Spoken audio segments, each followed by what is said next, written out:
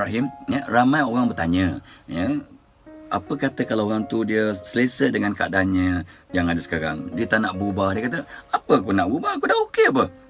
Jadi persoalannya ialah, kenapa ramai orang rasa selesa dan tak nak berubah? Ini semuanya rupa-rupanya ialah tabiat semula jadi manusia. Ikut kajian, kalau ikut statistik, 94% orang yang normal ni dia tak nak berubah. Dia selesa dalam zon selesanya. And yet Nabi SAW bersabda, orang yang 2 hari berturut-turut tidak berubah pasti menuju ke arah kegagalan. Kenapa nak berubah? Kita nak meneroka kita punya potensi sebenar, kehebatan-kehebatan kita yang Allah telah beri dalam diri kita ni, kita kena keluarkan satu persatu. Kelemahan yang kita ada dalam diri kita ni kena dikenal pasti dan diatasi satu persatu untuk kita move forward, maju ke depan, untuk jadi orang yang benar-benar mencapai potensinya. Sebab Allah mencipta kita dengan sebaik-baik kejadian. Jadi amanah kepada manusia ni ialah, di samping menjaga dirinya, jaga kesihatannya, jaga keselamatannya, ialah untuk mengeluarkan kehebatan untuk apa?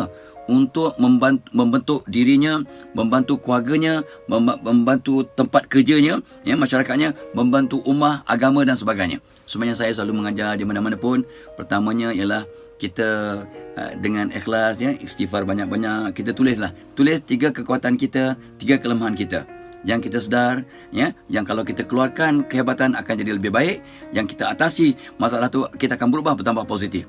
Ramai orang gagal. Ramai orang dibagi 1 minit menulis apa kekuatan aku, dia terkebil, apa kelemahan aku. Tapi saya kata, okey, bayangkan kawan rapat anda, ingat, okey, tulis nama dia. Sekarang tulis dalam masa 1 minit 3 kebaikannya, 3 kelemahannya. Tulis dalam masa 30 saat, semua dah siap. Tak sampai 1 minit siap semua. Kekuatan kawan saya, kelemahan kawan saya. Kenapa kita boleh buat untuk orang lain, tapi kita gagal untuk buat tentang untuk diri kita? Sebab mata kita sentiasa melihat keluar dan kita jarang menghisap diri, muhasabah diri. Okey, jadi saya nak bagi tips sikit saja.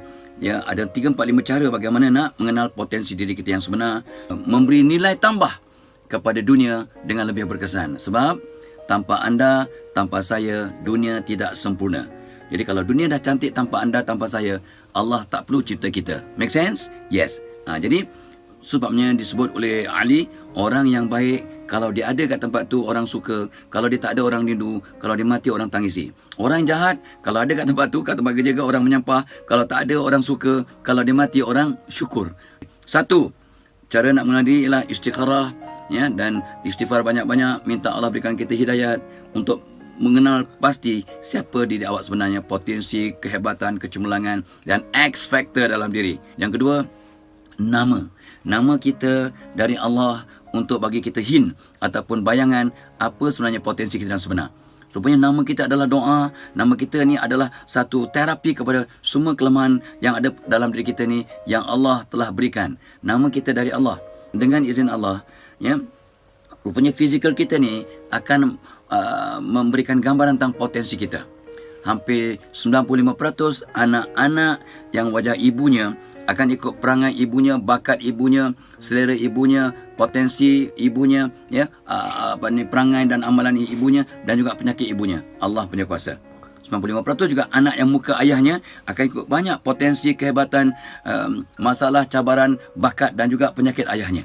Itu pun satu sumber untuk kita kenal pasti apakah potensi kita yang sebenar. Yang ketiganya ialah, ini boleh jadikan satu kontroversi, tapi ini sebagai satu panduan, bukan berkaitan dengan horoskop ke zodiak. Kita ada kena mana? Ikut kajian saya, tarikh lahir kita mencerminkan peribadi. Sebab kedudukan matahari, bulan, bintang waktu kita lahir mempengaruhi perangai kita. Di mana keadaan bulan, bintang, matahari semasa kita lahir?